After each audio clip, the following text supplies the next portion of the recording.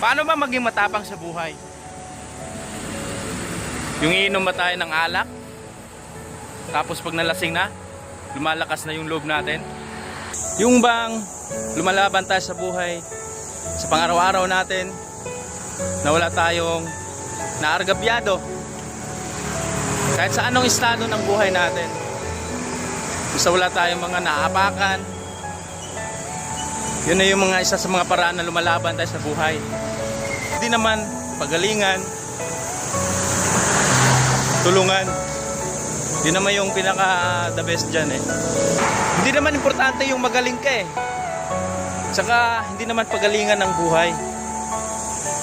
Ang pinaka the best doon, yung magaling ka, lumalaban sa buhay. Hindi basta-basta sumusuko. Yun lang naman eh. Basta lagi nating tatandaan ang lahat ng papuri ay tanging sa Diyos lamang. Alright, peace out!